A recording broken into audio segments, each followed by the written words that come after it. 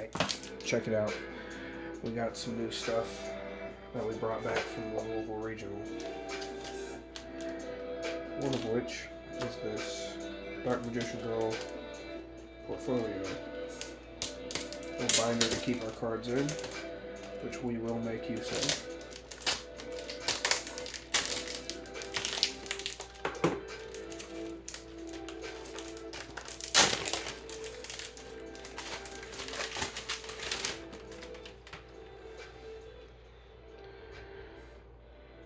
Has a very nice hollow look to it. Very nice shine.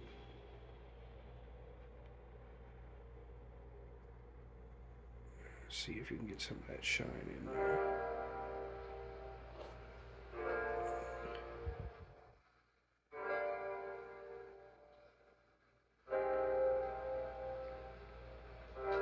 It's a little bit harder to show on camera, but it does have a really nice effect to it when you look at it.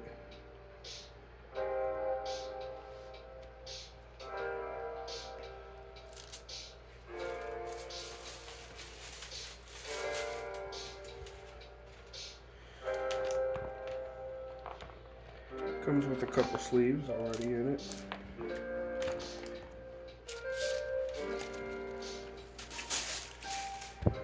May not be a way to add more sleeves. That's okay. It's like a nice small collection binder. You would put your premium sets in here, since there's not a whole lot of pages to work with. And no way to put more in. But it's nice nonetheless. For like, it was like $8 or something. This would be a nice collection binder. Nice small collection binder, maybe a trades binder. Yeah. Think it'd be nice.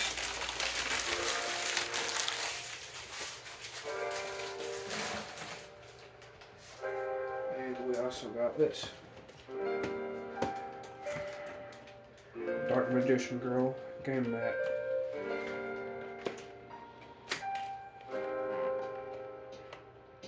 I'm gonna try to pop this open.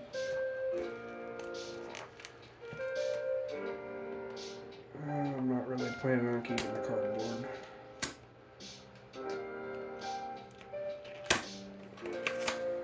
Don't think it'll be that important.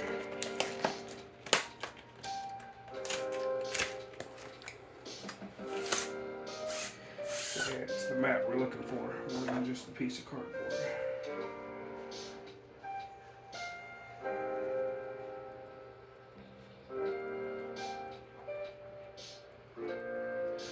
That's a nice looking mat right there. This is a premium looking mat. Make sure we can get some room up here for it.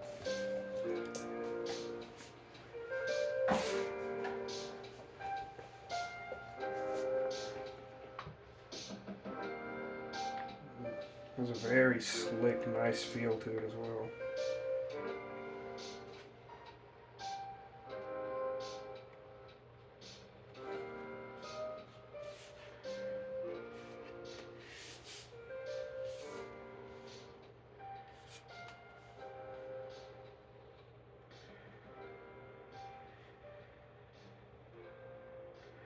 This would be extra deck, main deck.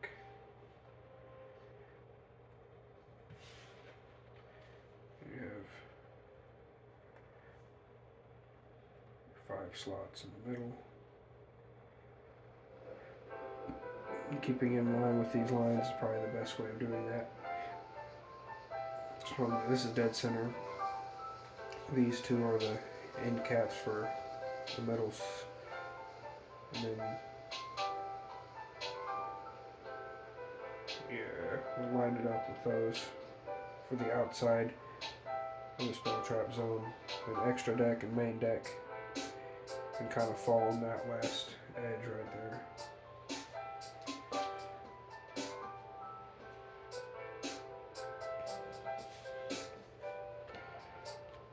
Put a couple more cards down in the zombie world. So it's our field zone. We've got side deck chilling up here. Monster. Lake Monster.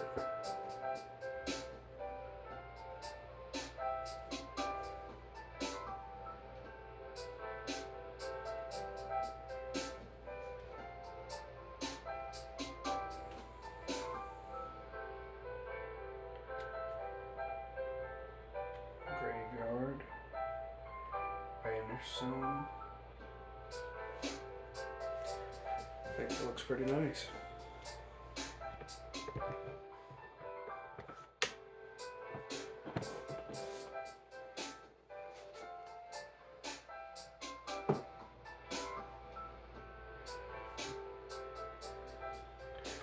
Give you a different view on it there.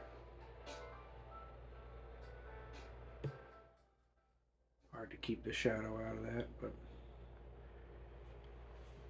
I still see it pretty good.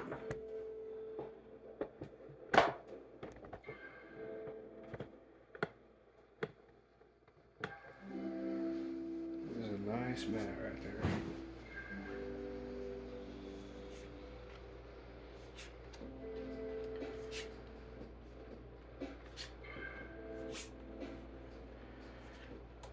Got everything shuffled up a little bit.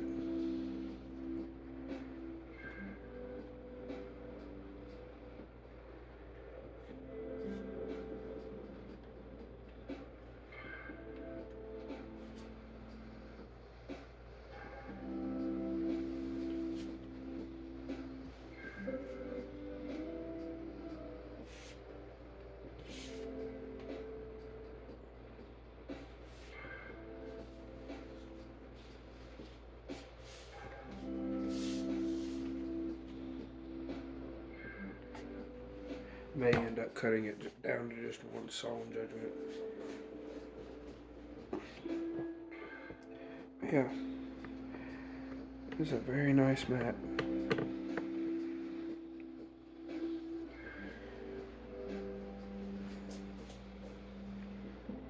Feels very quality as well. I think it was kind of on the cheaper side too. I think like $12 for the mat.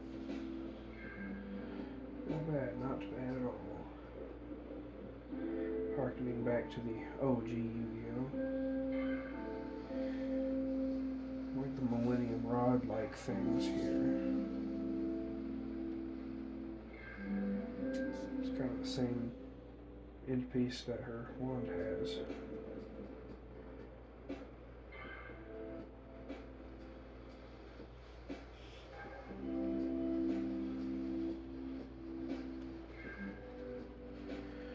Let's take a look at our traps.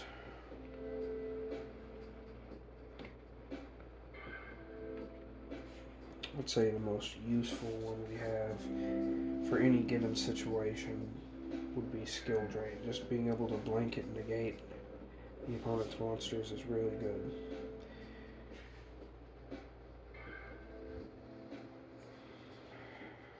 And second to that is probably like a Rivalry Lock. Even if we can't get Zombie World, it's usually still pretty good. Now with the Rivalry Lock, I like to keep that one copy of Anti-Spell just to pull out the Cosmic or just completely block their turn if they don't open the Cosmic. They can still block Lightning Storm, Raigeki, Harpy's Feather Duster. Slow them down for a good turn. If not, using the Eradicator, just completely wipe whatever they've got anyway. That's why I like having Eradicator, Rivalry, Anti-Spell. A little bit of something for everybody. They're spell heavy, we can slow them down for a turn. If they're monster heavy, we can lock them into one monster.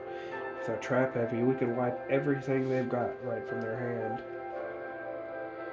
3 Solemn Judgments. I had debated on this, and there were times where it did me good. There were times where I don't think it really mattered that I had a Solemn Judgment. Like they were just going to get through anyway. But there were times in which the 4,000 I had to pay as cost did really affect me. It ended up costing me a duel, even by a couple hundred life points, and that's 4,000, another 2,000 when you activate a second one, which is what ended up happening. I think moving back into Nessie and Unizombie, in case they ash the Unizombie, we can make the Baron de Fleur, which is the Omni Negate, which then shuffles itself back, special summons a zombie, then we can make it again, like, pretty easily, because it's zombies. So I don't feel like we even need any of these Solemn Judgments. I mean, it's a great card, don't get me wrong. But at 4,000 life points, it's a hefty cost when we can still make an Omni Negate, if not just have Inspector Border, Summon Limit, Zombie World, even Anti-Spell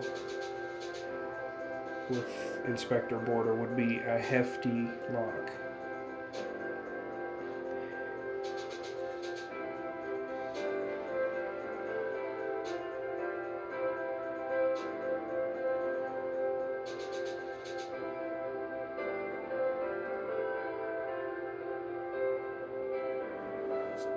Anti-Spell and Eradicator really have to put in some work. And Eradicator is usually really difficult to get to pull off anyway. But Anti-Spell, it has to put in work. If you just get the border lock, hope they don't open Infinite Impermanence or the other wide range of spells that could just wipe border off the field. That's why we have to have the backup pass border. That's why we're running one Solemn Judgment. But in the case that we just set Solemn Judgment and pass, it usually doesn't go well for us.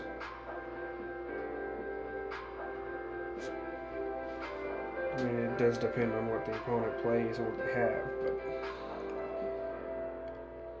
4,000 is a mighty cost, especially for 3 spots in the deck. And sometimes if that Solemn Judgment is one other card, it could start a whole combo that could put enough zombies on the board for you to protect us for a turn anyway.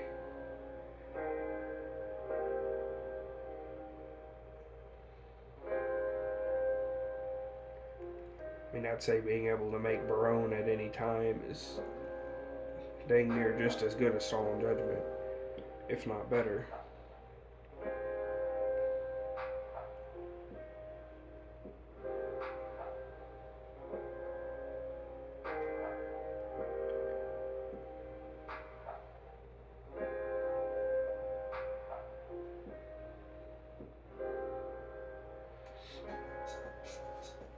Solemn Judgment really is our only other Omni Negate option. We have a wide range of negation type deals we can do. Less for spells and traps though, specifically.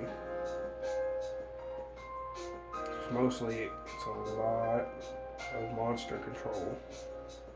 For the main deck anyway.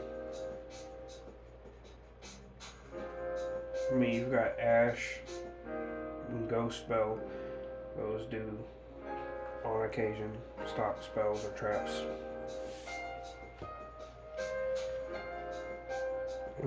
Other than that,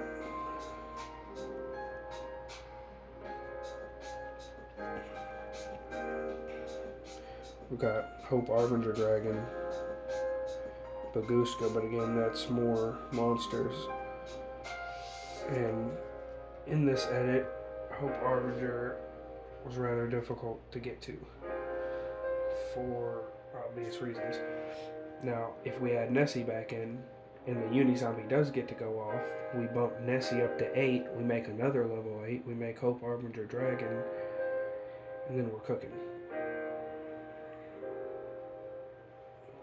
It's where the question comes into play about Bigfoot. Such a good card.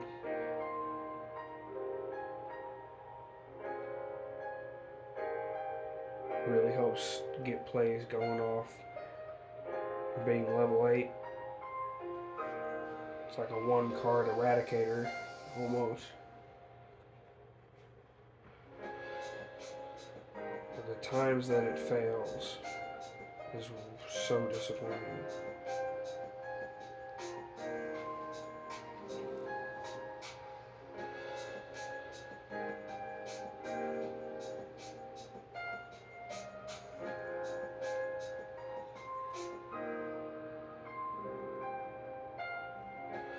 Mad Mauler plus Eldritch is the other way we make our level 8.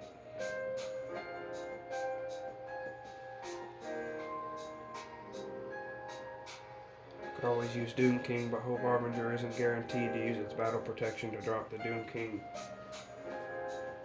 So we can use one of them if we can get the second one into the graveyard. The alternative is our level 8 Fusion Dragon, which sometimes we do end up using that, because we can use our 7 cities to start a combo and then get Eldritch, Mad Mauler, or one of our other levels out there.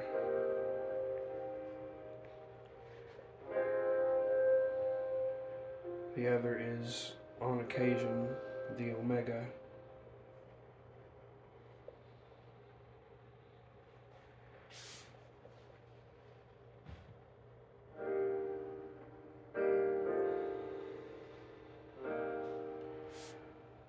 I think for a compact trap engine, these 9 right here are power traps for sure.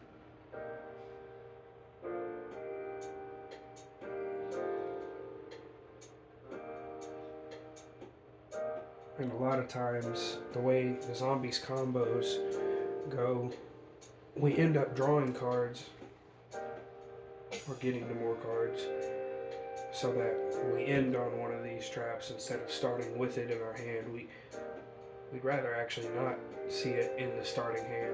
We just get our combo going and then end on one of these traps. Which is why it's probably better actually that we do limit it a little bit lower number, like 9 cards instead of 12. Because we do have the infinite permanence, which makes 15. That's a solid percentage of traps that you're going to be opening. 15 out of 60. It's like 1 trap per hand, almost.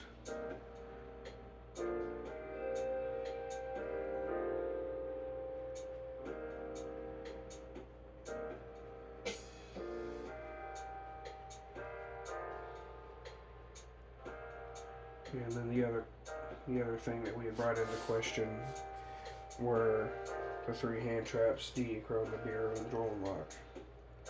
So we'll go ahead and put our hand traps next to our main deck traps, so we get a better comparison. 3 Ash Blossom, 3 Ghost Spell, 3 Infinite Impermanence. And then Triple Tactics and the Called by the Grave as our counters.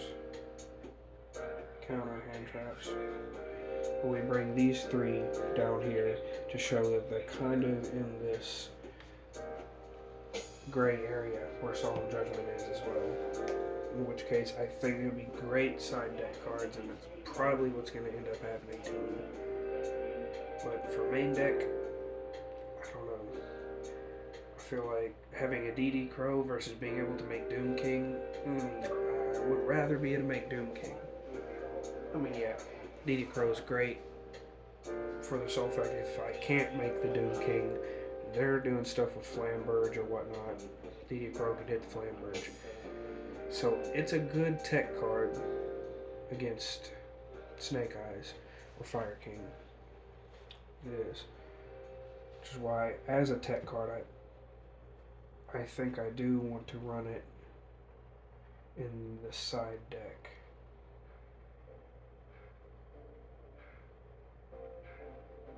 In fact, I'm probably going to end up moving all 3 of these hand traps to the side deck, because that's 3, 6, 9, 10, 11. That's 11 to the hand trap engine there. percentage where we're seeing one almost every hand, at least one hand trap.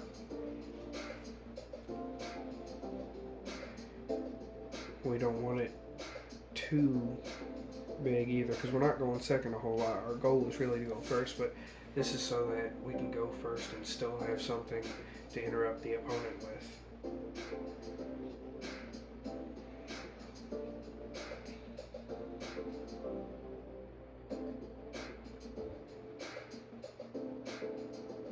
I think going first, infinite impermanence can be alright.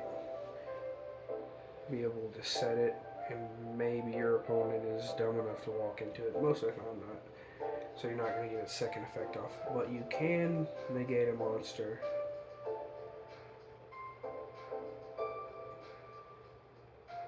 But with the number of blanket negation type deals we're working with in this deck, like, we've got our skill drain up there. We've got the rivalry and summon limit to just stop them from being able to summon past a couple of cards anyway. Then we've also got Doom King with the monster negations and Inspector Border monster negations. So, I mean, we're pretty set up for at least going first. So we make our Doom King, or we fall back into Border. The Border lock is great. Summon limit, rivalry, skill drain. All of these are stopping monster effects. It's a pretty solid percentage that we're going to run into. Somehow we can do one of these things to stop them. Either activations, at least a negation or a banishment, or blanket negate on the field. Some way, somehow, we're running into these. So we just look at the old Lich engine with its Inspector Borders and the Doom King engine as Doom King. And then the Trap engine. We have so many things that are stopping monster effects that it might actually be worth our while to fully side deck the infinite impermanence for the chances of when we do have to go second. And that would open us up, 6 hand trap slots right there. Yes, infinite impermanence can be useful going first. It's truth, but it also feels a little bit lackluster just kind of setting an infinite impermanence, not being able to do much else in passing turn. There's that one infinite impermanence, maybe an Ash Blossom, where you can stop their turn for a moment, but it doesn't always feel great unless you're going second. Then it's pretty good.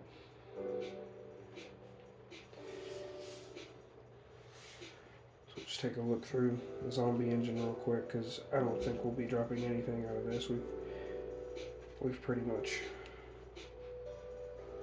nailed that down pretty well. And then the old Lich engine, I think we've also nailed that down pretty solidly, where we want it not too much, not too little, and they're both pretty beefy engines. So they each make up about a third or more of the deck, where the hand traps and hard traps make up the rest.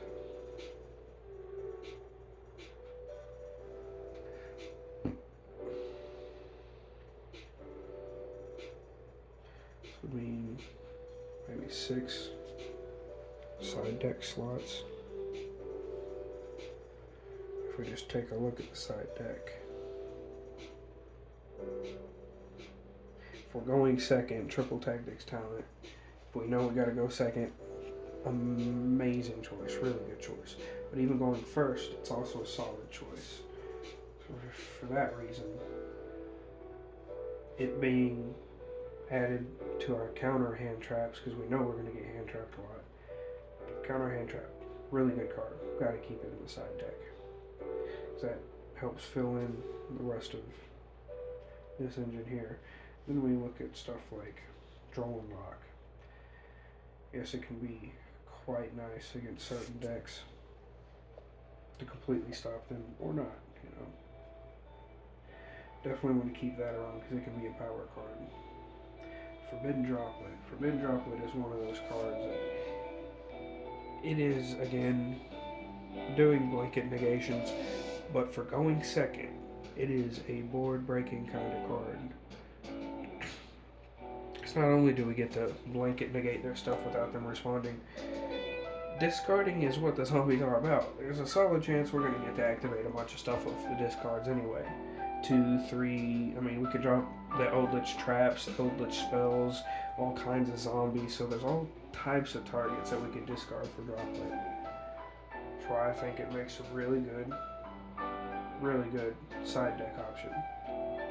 I'm not swarming them in the side deck. I'm playing with one for now because I don't see a whole lot of options or plays for it, I mean, other than going second. Yes, it could go first. That's not what we're trying to do with this.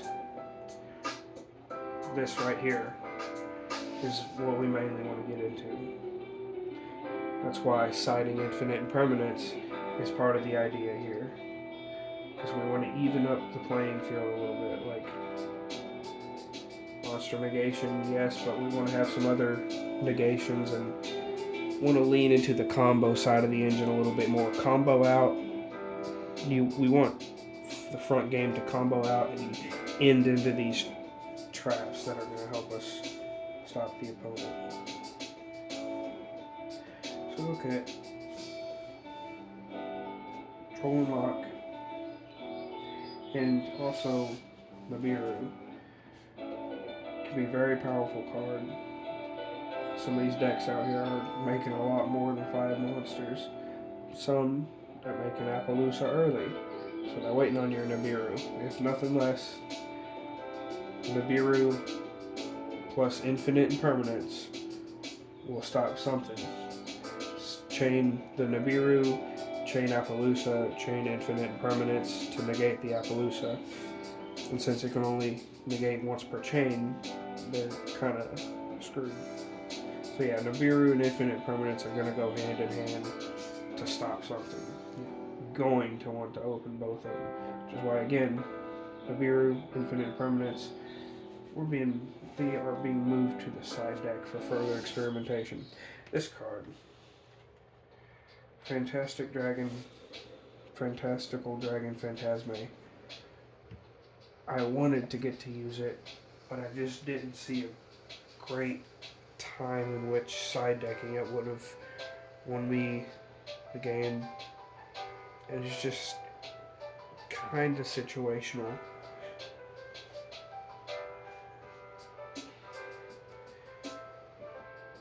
I think if we're looking for side deck slots to open up, these 2 cards would be 2 to start with, probably. Maybe come back at some point and do some more testing with Phantasme. I just didn't see any play in the games that I was going for.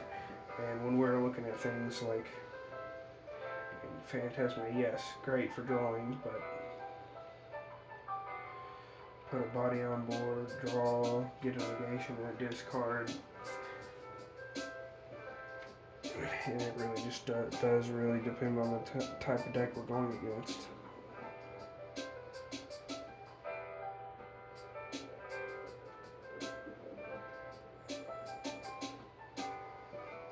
I mean, we could play around with the idea of one of these copies in the side. I think we could cut one because I never used the 2 that I had. I think an idea could be cut that to at least 1. I don't know though how we're gonna do this, because we're looking at 3 Cosmic Cyclone, 3 evenly matched.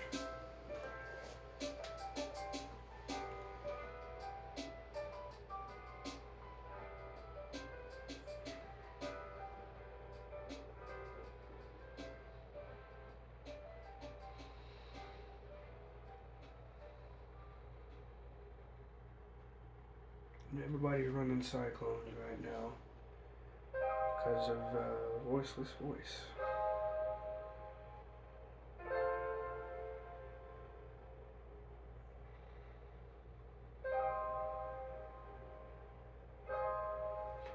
I did side in evenly matched. Did not get a good chance to use it though. Forces us to skip battle phase. I guess don't technically need battle phase to achieve victory.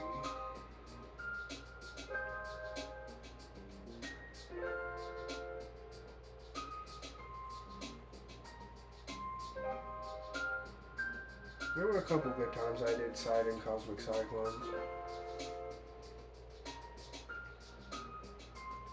I've used Cosmic Cyclone to banish a Flamebird that was in the Spell and Trap Zone, which is a great play. So,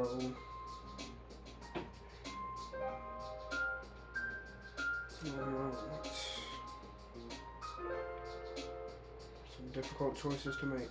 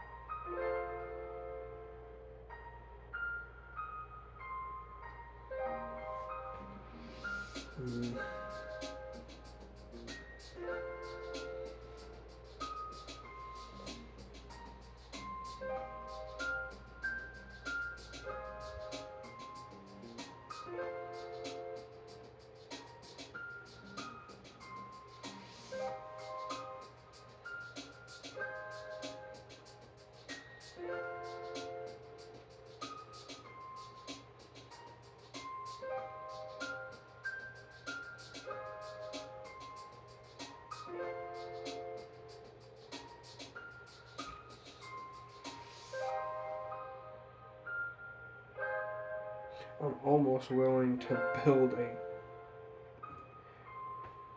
a vampire engine into here just to put vampire domination over solemn judgment. I mean, yeah, it's iffy, but there's a solid percentage of the time we can end on vampire sucker if we add a little vampire engine that adds to the percentage.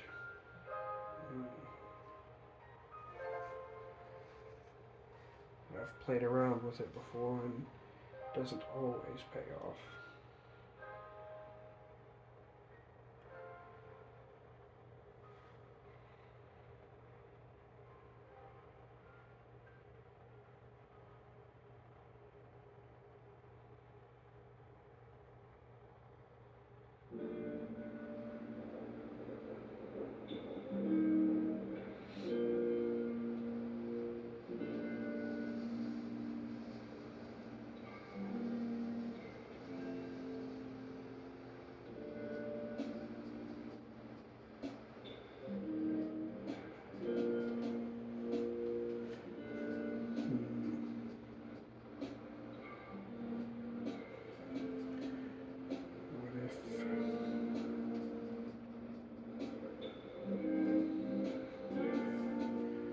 Trade out the evenly matched.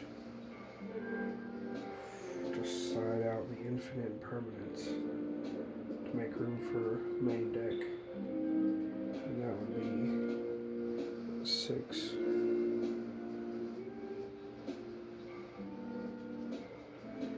We're looking at these two.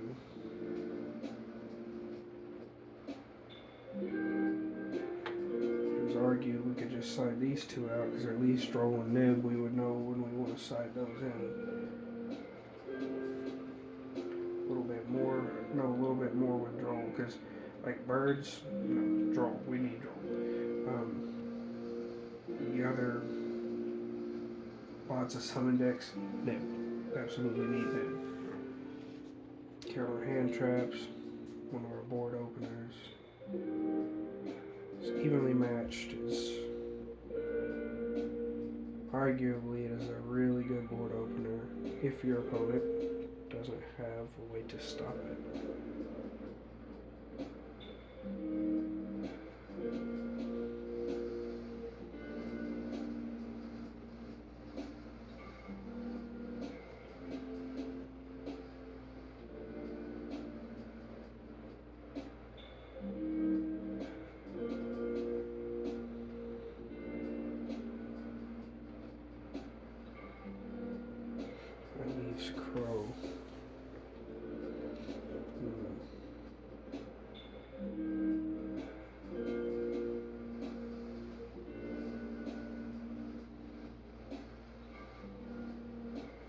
feeling like if we can make Border or Doom King, we're gonna have enough control and we wouldn't need DD Crow.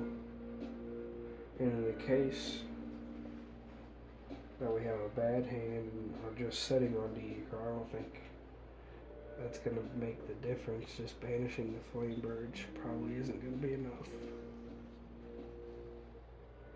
No, we want to make board state and banish the Flame Burge.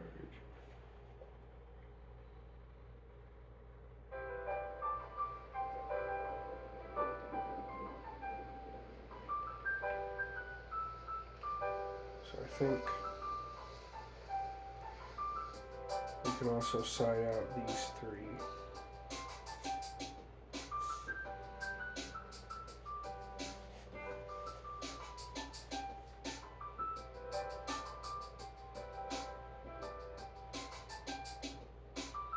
That's a neat looking side deck right there.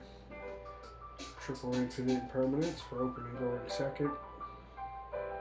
Cosmic Cyclone for Voiceless Voice or other annoying things. Drollmock, Birds, Nibiru, Big Rock, Counter Trap, Talent, and our board opener, Droplet.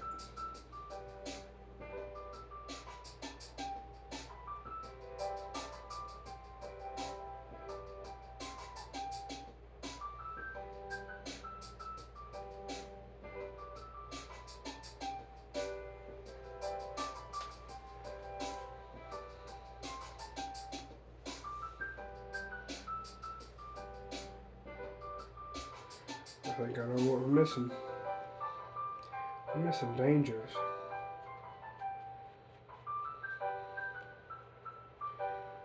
That's exactly what we're missing.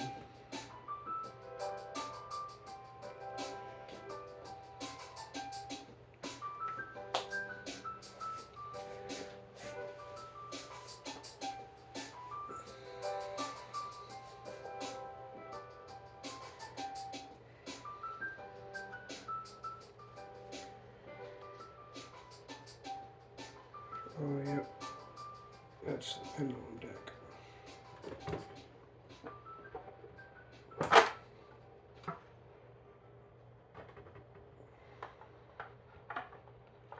We're going to be looking for Dangers.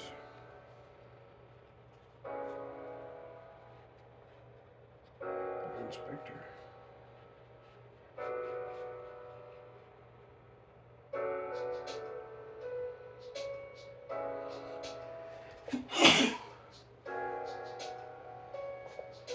Excuse me.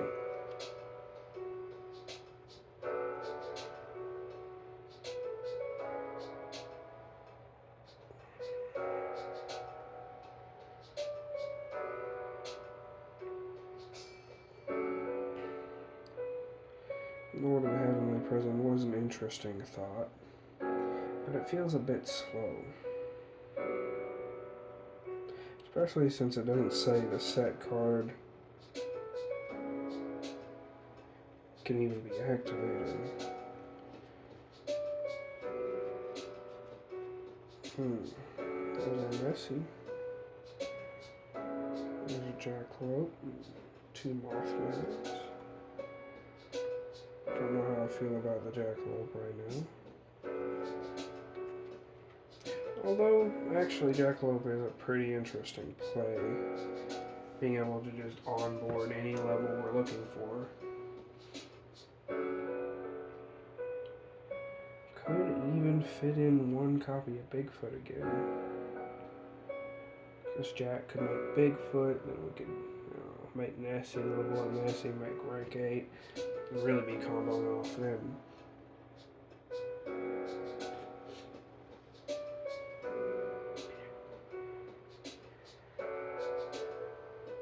Well, let's at least get Nessie in this.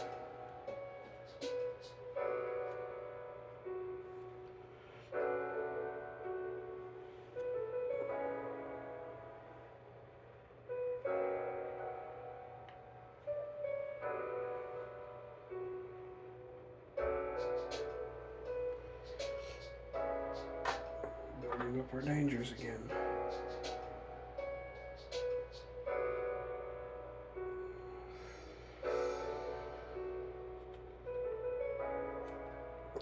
Phantasme.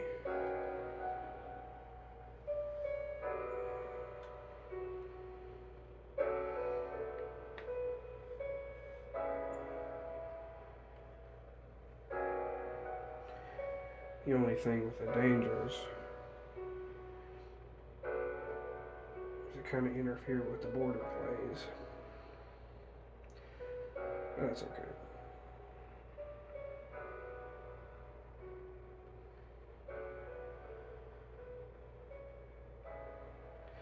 And Jack kind of is interesting because if we have an option in which we get Unizombie, we want to discard and send from deck, make level 5, link or level 3 and level 5. We can still make 8 out of that. Or just do the 1 and make 7, still have access to Red Eye Zombie Necro or Clear Wing Synchro Dragon, which is probably what we're going to be siding in, by the way. The Clear Wing Synchro Dragon's starting to look real good.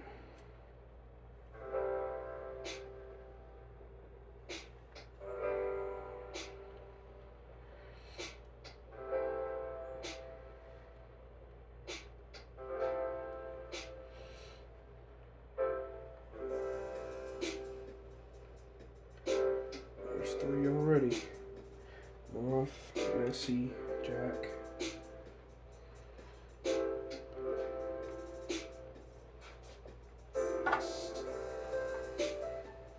There's another Nessie. There is a golden copy of Dragon Necro, which is, secret gold rare. We're gonna have to put that in. I'm sorry. That's what we've been missing right there. That is what the heck we've been missing. That's why we didn't do good, because we didn't have a secret gold rare copy. Welcome home, Dragon Necro. Never sold dragon.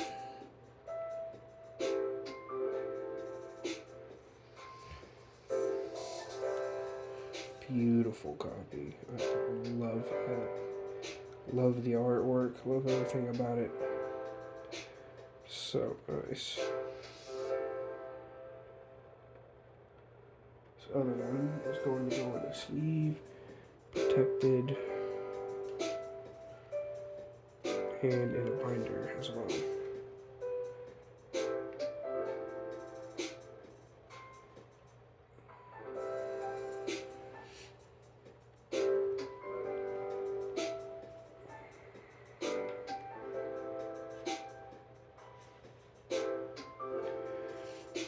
Could be an interesting thought. I could have a binder for the cards that I use most frequently and kind of go back and forth and decide in between.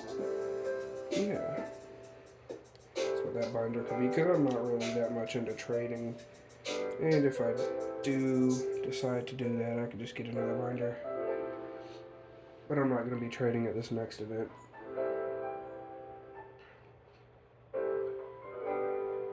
Just going to be there for the duels and some Yu-Gi-Oh stuff. It is a very beautiful copy.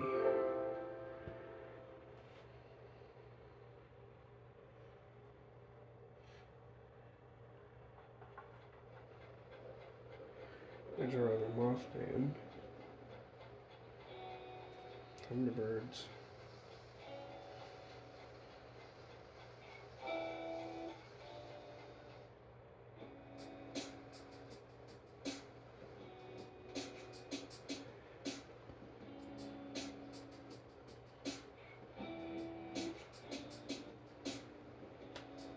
Thunderbird is worth mentioning. Although, again, I don't know. I didn't have many face downs.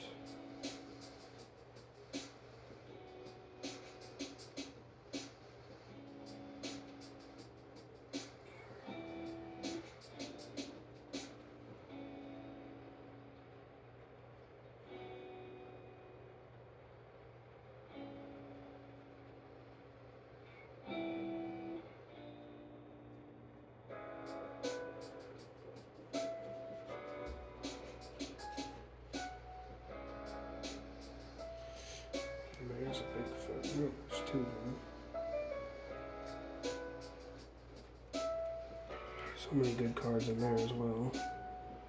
Honestly. Lots of good cards we need to get sleeved up and into Monday.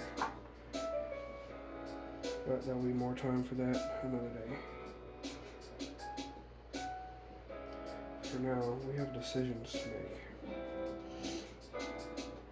If I had to keep 2 level 8s, it would definitely be the Bigfoots.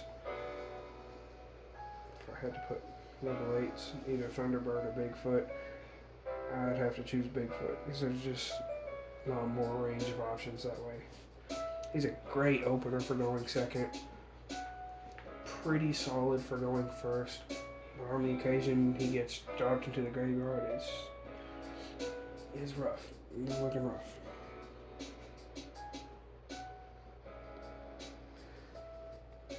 So I think I'll just start with the evenly matched because I didn't use that as much.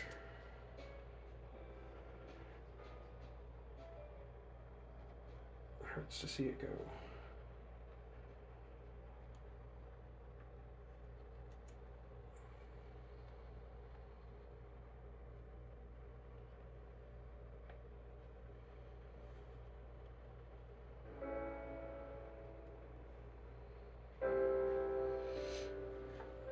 We got our Nessie, our second copy of Nessie. That reminds me. We got a piece of mail. Card came in the mail, and I believe maybe a third copy of Nessie.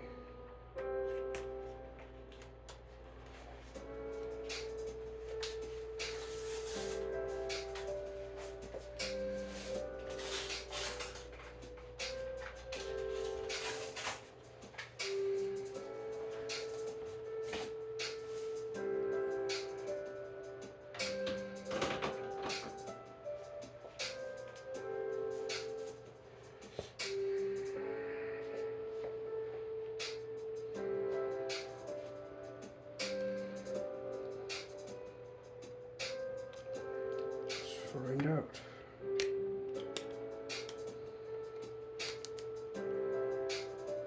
Nessie, yes sir. That's a nice looking copy of Nessie right there. Yeah. B.L. Whittemore. The beautiful secret rare copy. Look at that shine. So we got 2 different secret rare copies, not gold rare. I think Nessie is a real star player in this engine. It's almost mandatory to have 3 of. Even if it hits itself, you can search any other danger you want. It's unheard of, near unbeatable.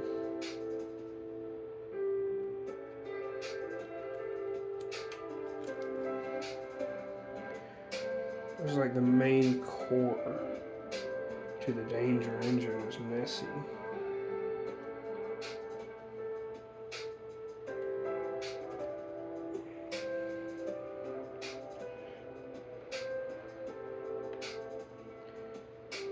The most I would go to is 2 Bigfoot because I was running 3 Bigfoot and I ran into them 2 times, summoned 2, got to the 3rd, my hand was dwindling and ended up hitting the 3rd for the neg.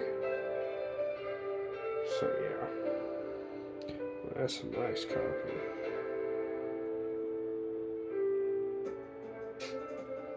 Three copies Nessie, 1 Jack, 1 Mothman.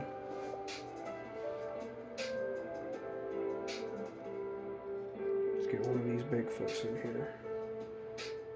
Since we're making a nice varied engine. Alternate art gold rare. That's nice.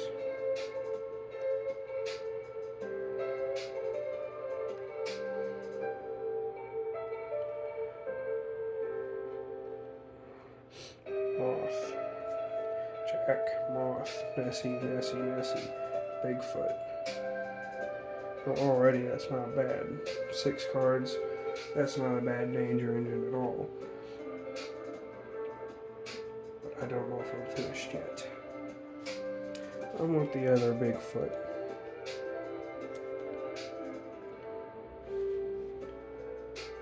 being able to make level 8 either can get us into our zombie vampire plays, or if nothing less, Hope Armiger, plus some of our traps to lock out the opponent and keep them from cosmic cycloning our stuff, or Feather Duster.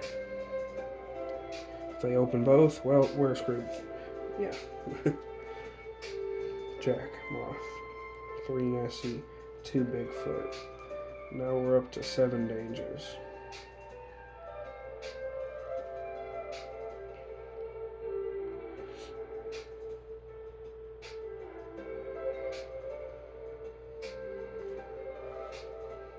So we got 2 Bigfoot, 3 Nessie, 1 Moth, and 1 Jack. It's only fair to bump up another Moth.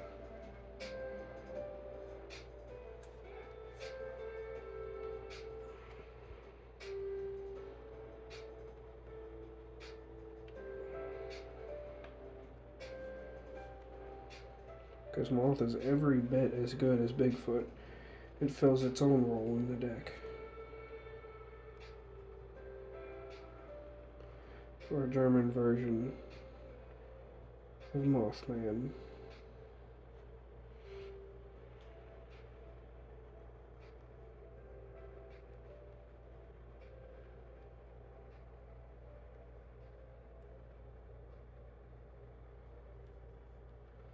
Which we might need to trade that out for the English version so we don't have any referees to deal with.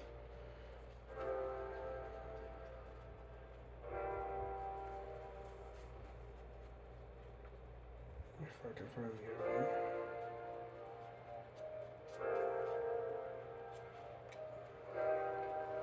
There's a solid chance I might not find the other one. Where are it's at?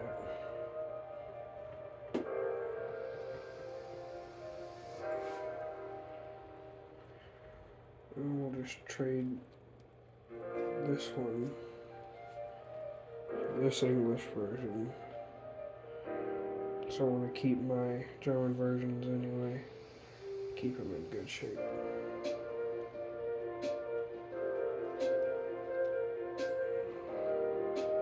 We will end up sleeving that.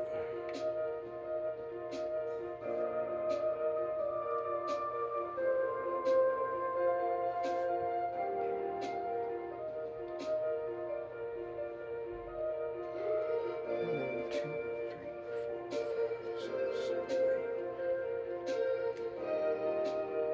8. That's 8 to the end. And the question is, do we want to bump it to 9? Drop that last Solemn Judgment for the 3rd Mothman. I think it's worth it. And there's our 3rd Mothman.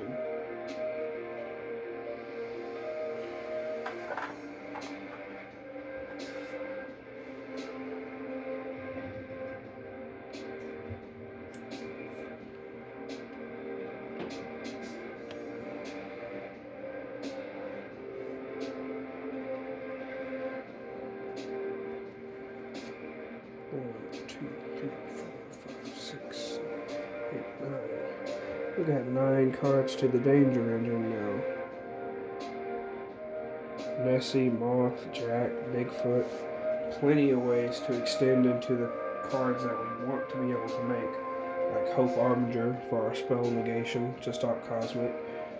And Tapir as a walking skill drain. Always a good card. And that kind of cleaned up our main deck and some of our side deck as well at the same time. Because we were experimenting with some of these other cards at the Louisville event. But I want to go back to our bread and butter, what we feel comfortable with. Regardless of if Bigfoot negs itself 1 or 2 times. Most of the time, it does good work. So I'm giving Bigfoot the benefit of the doubt.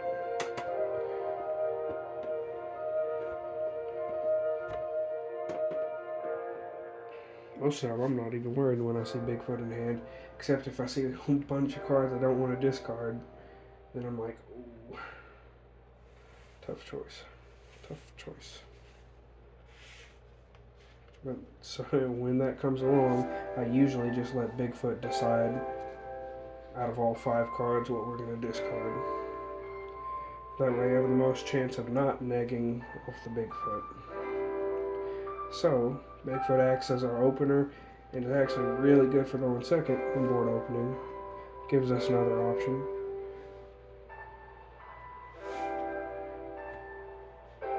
We clean up our side deck. The side deck's looking a lot more even now, with 3 of everything and then 2 extra triple tactics and the forbidden droplet. All of that coming together pretty nicely.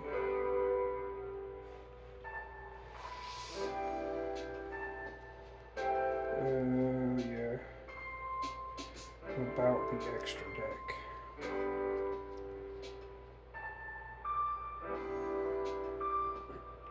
There was going to be a cut of a Mortal Dragon for Clearwing.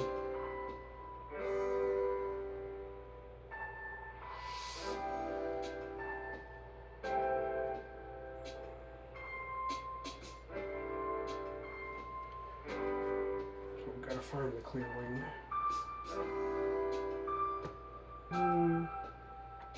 Where's this one though? I'll take the Clearwing out of here for now. I don't know if I want to do that though.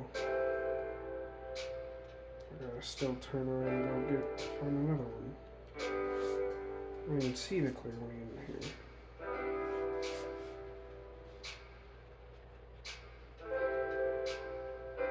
Draco Berserker. Yeah, I think I already took the Clearwing out of there. Anyway.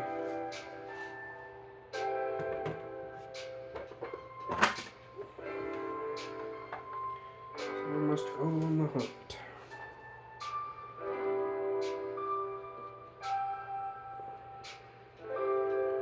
Trying to find an old Clearwing.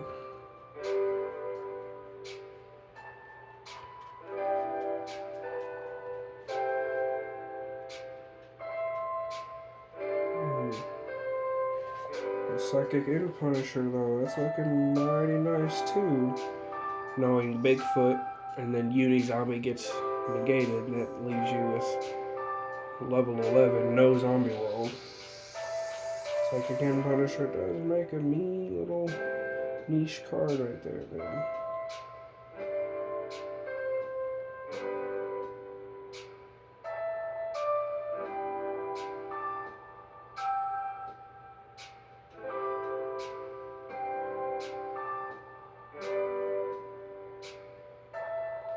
I kind of want to make room for Psychic End Punisher as well.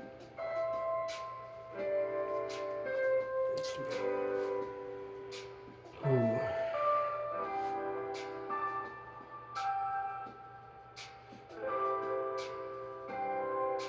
I mean, just Cursed Oldland and then Psychic End Punisher turns it online for going second. It's a great board opening card. Even if we're going first, it's still something nice to end on. 3,500 beater that we can have it become unaffected.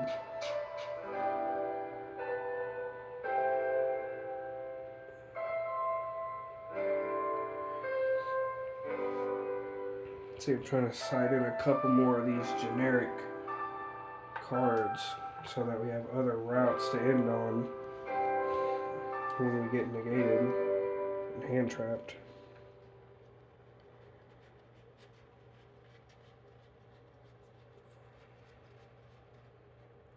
Those are 2 very beautiful copies of Doom King.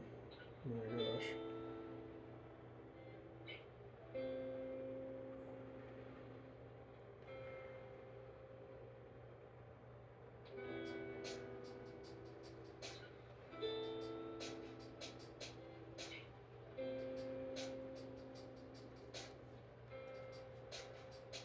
Heaven's Red Savior's another one. But can't always make that.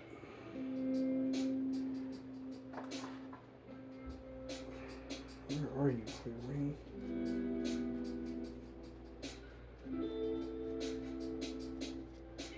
I feel like we should have found him by now.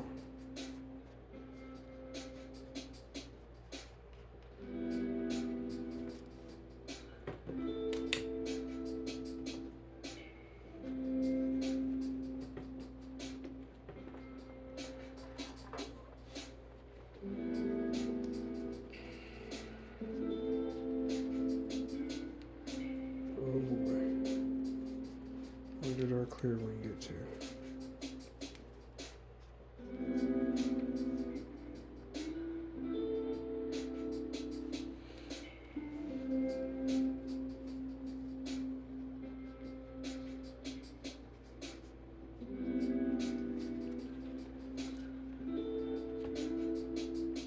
Where have you gotten?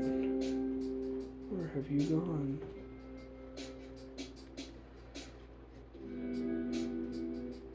No Clearwing back here.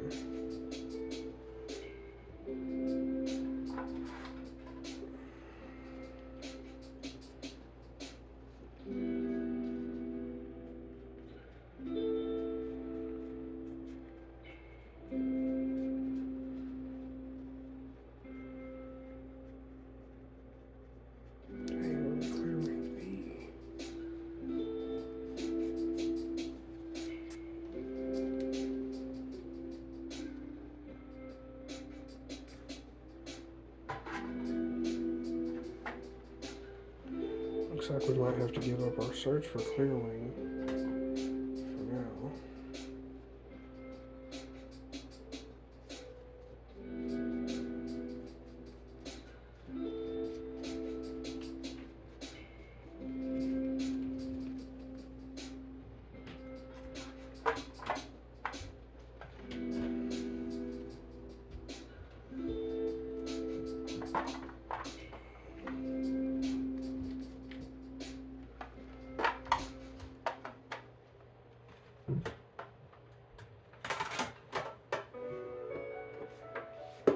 Clearwing's a good card, man.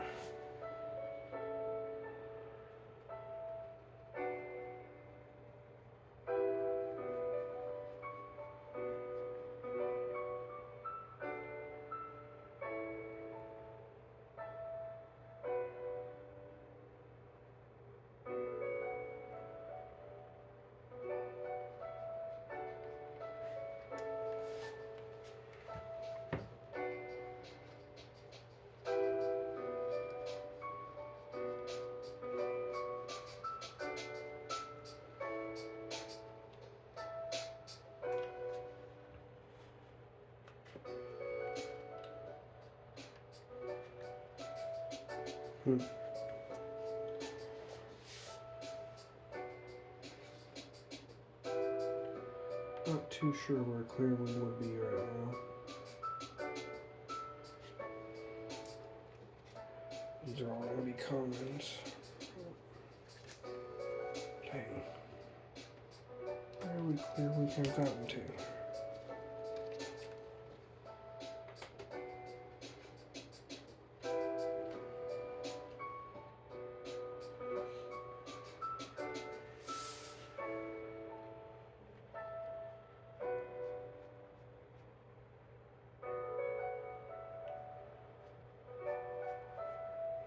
Well, I guess in any case, I still need to make a decision.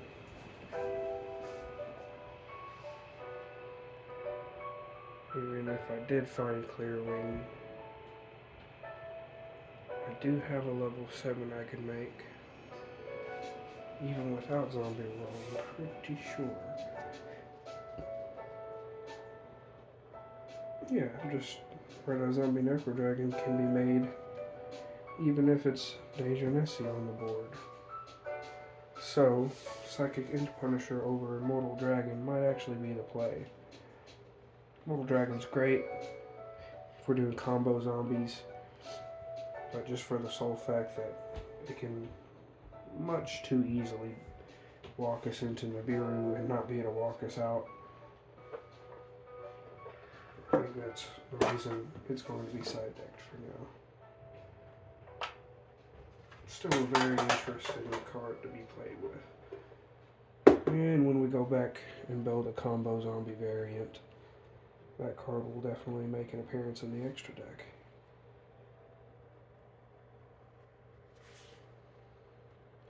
But for now, I think Psychic End Punisher is going to be a nice key play to throw in this deck to give us something else that can be unaffected by card effects. With a certain condition, unaffected except Underworld Goddess is unaffected except by targeted effects. Psychic End Punisher, we have our life points lower. That's two powerful cards in the extra deck that can become unaffected and very powerful. Very big beat sticks. Psychic End Punisher having a higher attack than Underworld Goddess though. And actually easier to summon too. And I guess technically better because Cursed Outland. And just automatically get that negation effect. Or unaffected, rather. Anyway, I think that's where we'll end this for now.